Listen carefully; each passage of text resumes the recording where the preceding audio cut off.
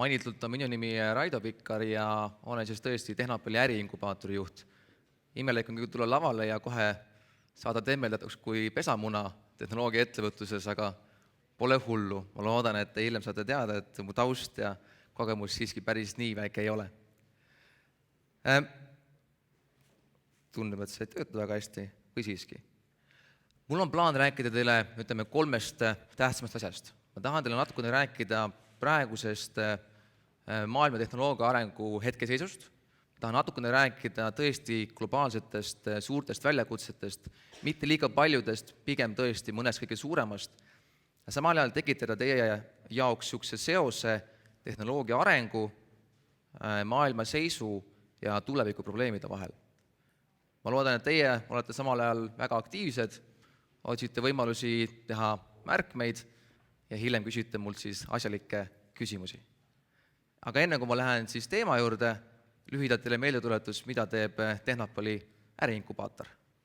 Lühidalt meie töötame nende hullude ja julgete inimestega, kes tegelikult võtavad ette ja hakkavad tegema midagi innovaatilist, midagi, mis on tehnoloogiaga seotud. Tagasi maailma tehnoloogia arengu juurde. Mul on väga hea meel rääkida just sel teemal täna sellepärast, et just eile hommikul ma olin ühel investorfoorumil ja meil tuli jutuks, et kas me mitte äkki ei tegele meie piirkonnas liiga väikeste, liiga tühiste asjadega. Kui te mõtlete meie tehnoloogia ettevõtete peale, meil on olnud mõningad suuremad nimed, kuid paljud on tegelikult kuidagi võtnud suunaks kergemad viljad. Ja ma ei taha nüüd kuidagi kellelegi tekitada tunnet, et me peaksime väikse riigina võtma ette midagi võimatut. Me ei pea olema see väike linnuku seal oksa peal, kes nüüd läheb seda suurt kala püüdma. Aga ma tahan, et ehk me suudame natukene suuremalt mõelda ja selle suure eesmärgi võtta enda jaoks tükkideks ja selle poole püüelda. Nagu te teate, 2000. aastatel oli meil internetimull. Internetimull oli asi, mis mõjutas meid kõiki, on siiamaani mõjutamas ja tegelikult on paljud arvamas, et õige pea on tulemas meile järgmine mobiiliside kasvust tingitud, nutitelefonide kasvust tingitud sarnane kriis või mull. Ma ei oska teile 100% öelda, et see nii läheb, kui tegelikult on selliste tehnoloogiate ja toodete turule tulemine, seal olemine ja hääbumine täiesti normaalne nähtus.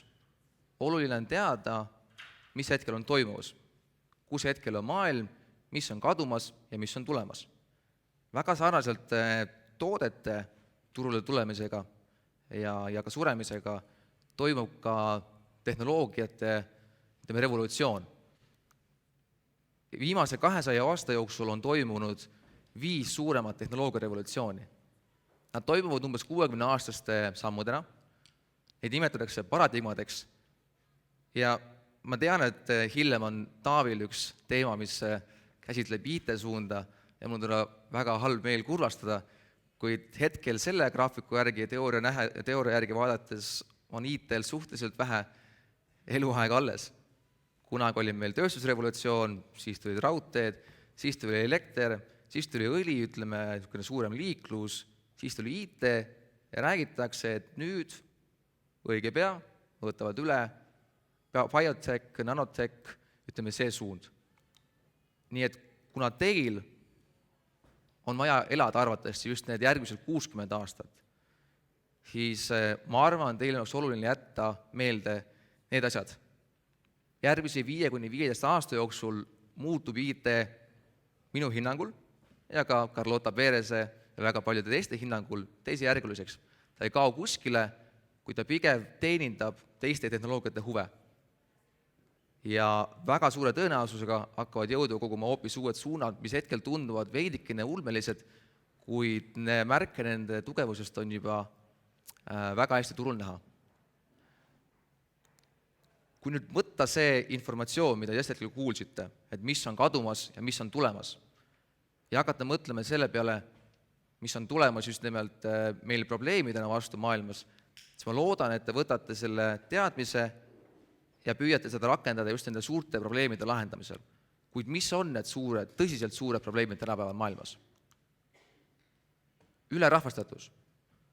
Nagu te teate, õige pea me oleme jõudmas 9 miljardi inimese piirini maailmas. Räägitakse paljude poolt, et sealt see piir palju üle ei lähe, et enne laseme ennast õhku, kõik muud probleemid, kuid tegelikult, kui nüüd vaadata seda teise külje pealt, ülerahvastatus, et mis see võimalus on, siis kõik need uued riigid, mis kasvavad, vajavad tohutult palju energiat. Need uued riigid, mis kasvavad, vajavad tohutult palju tarbeesemeid. Kui te võtate need uued tehnoloogia kasutusele, suudate veel teha need saastevabaks, taaskasutatavaks, siis te olete omadega mäel. Veepuudus. Veepuudus tähendab toidupuudust.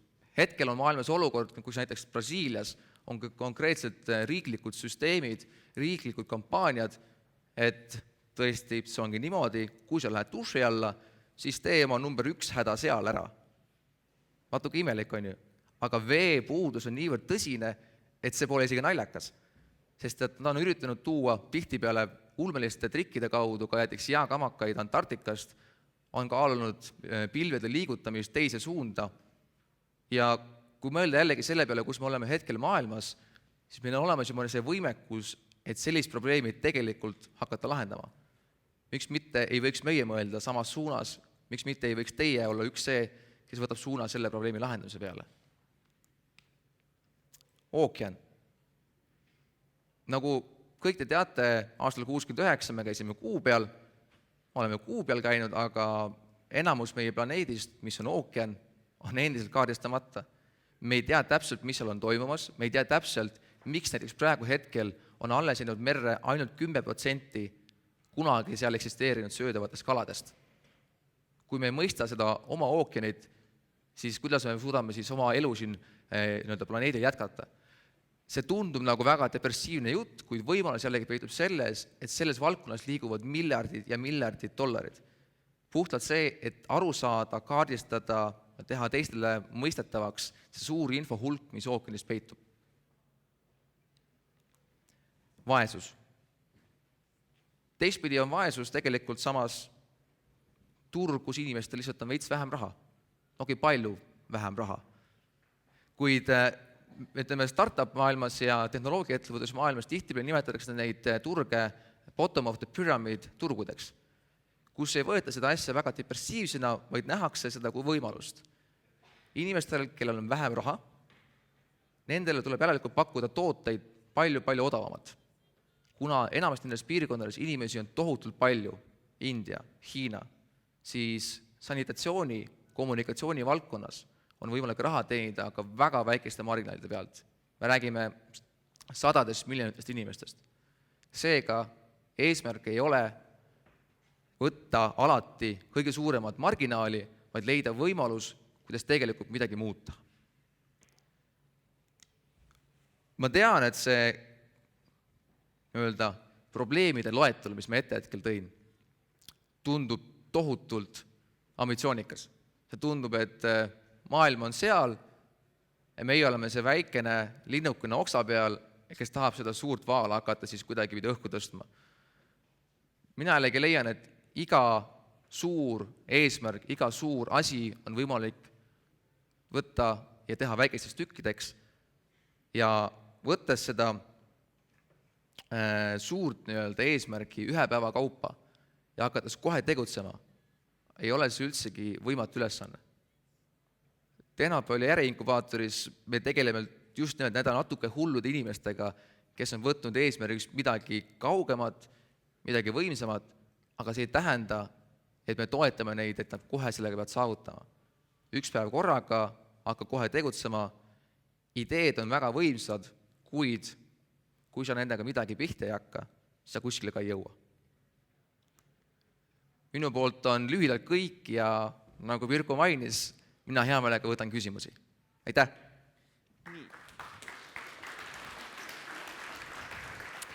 Aga mul on kohe, Raido, sulle küsimus, et sa räägid ookeanist ja sa räägid vaesusest, aga see on ju kõik meist nagu nii kaugel, et kui me nüüd istume siin Tallinna Tehnikaülikoolis, et kuidas ma nagu üldse, ma ju ei tea neid probleeme seal, et kuidas ma nendest nagu üldse saaksin aru saada või mida ma peaks tegema?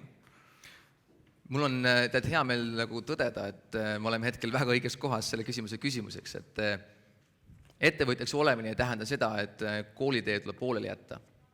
Inseneriteadus, teie oskused, mida te saate siit ülikoolist, on äärmiselt olulised, et üldse haarata niivõrd suurt probleemi ja hakata seal juppideks tegema. Ka minu magistritaust kunagi on suunalt, mis tegeleb tegelikult tehnoloogia valitsemisega. Ja sealt ma tõdesingi, et tegelikult Eestis on olemas praktiliselt kõik võimalused, et leida ülikooli sees see inimene, kes on mingi rahvusvahelise organisatsiooni liige, kes tegelikult teab sellest valdkonnast maailma tasemel praktiliselt kõike ja oskab sulle kätte näidata selle väikese niši, mida Eestis juba tehakse. Kui seal pihta hakata, sealt edasi on puhtalt su enda nagu töö ja julgus, et võtta juurde rahvusvahelisi partnereid ja tegeleda juba Soome partneritega, Soome kolleegidega ja nii edasi. No jaa, aga no võtame näiteks geenivaramu, et seda on siis mitu aastat meil juba siin tehtud. 10 vast ikka, jah. Jah, noh, pole nagu suurt midagi kuulda, et seal nüüd oleks suuri läbimurdeid, et äkki ma saan vahepeal täitsa vanaks ja mitte midagi ei juhtu. Jällegi niisuguste suurte probleemidega üks imelik külg on see, et nad ei levi väga hästi rahva hulka. Me kõik teame nendest väikestest mobiiliaplikatsioonidest, ma arvan, et väga paljud meist vähemalt teavad. Kui näiteks tõesti geenivaramu edusammudest on väga raske ju üldsusele rääkida. Kui on inimene, kes pole tehnoloogia taustaga, kes ei mõista innovatsiooni võib-olla nii hästi, siis esimese hooga tema jaoks on see mitte nii väga huvitav temaatika. Ja ma arvan, et see on ka viga olnud, mida on geenivaramu teinud. Nad tegelikult ei kommunikeeri väga välja, mis on toimumas. Mul jällegi on hea võimalus neid külastada rohkem kui ühel korral. Ja nendel on tegelikult olemas väga suured partnerluslepingud nii USA kui Saksamaaga. Just sellepärast, et nende see varamu suurus ja representatiivne esindatus Eestimaa kohta on enne olematu. Mitte keegi pole suutnud tekitada niivõrd suurt ja niivõrd nagu põhjalikku läbivaadet ühest rahvast. No jaa, aga kus seal ikkagi seda start-upi nagu teha saab siis?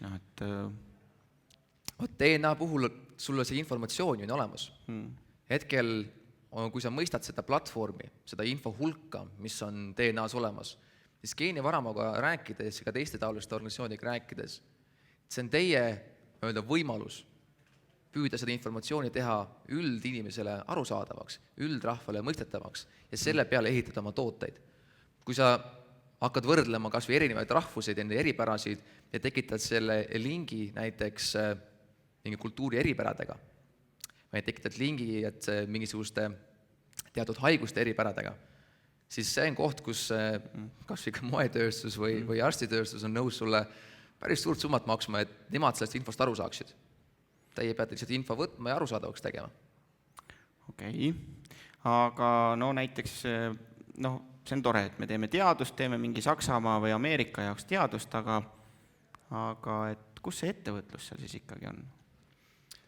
Eks ettevõtluse puhul on tihtipeale just tehnoloogia valdkonnas väga keeruline mõista, et kus teadus lõpeb ja kus kohas see ettevõtlus pihta hakkab. Meil hiljem on siin paneelis ettevõttes Defendec mees nimega Jürgo Breden, kes on muide ka TTÜ-s doktorikraadiga härrasmees ja kes on tegelenud niisuguse valdkonnaga nagu arupuruga. Kui nemad rääkisid oma lugu, mida te võib-olla olete vaadanud ka Ajujahi kodulehe pealt, siis Jürgo mainis, et tegelikult alguses neil olemas tehnoloogia, nad teadsid, millest nad on võimelised, aga nad ei saanud ise ka väga hästi aru, et kus kohta nüüd täpselt see nende keeruline arupuru peaks minema.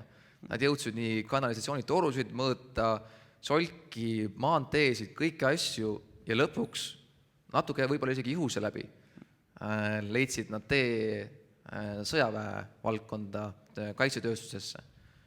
Et mina leian, et kui sul endal on huvi ja soov midagi suurt saavutada ja kui sa võtad selle sihi selle suure ja tähtsa asja peale, siis on võimalik piisava sihikindlusega leida see väikene nišk, kus pihta hakata ja tihtipeale pärast mitmendat korda leida see kõige õigem koht, kust ka raha tuleb. ja küll, ma olen sinuga selles mõttes nõus, et mulle meenub see, et mitu korda on ju Skype'i asutajate käest ka küsitud, et noh, et kust teil see nagu see idee tuli ja see tuli lihtsalt vist, vähemalt ma mäletan sellist jutuajamist, et see tuli umbes sellest, et aga miks ei võiks olla, et maailmas on kõik rahvusvahelised telefonikõned tasuta? Miks me ei võiks teha midagi sellist, et maailmas oleks rahvusvahelised telefonikõned tasuta? Et see oli nagu asja algidee.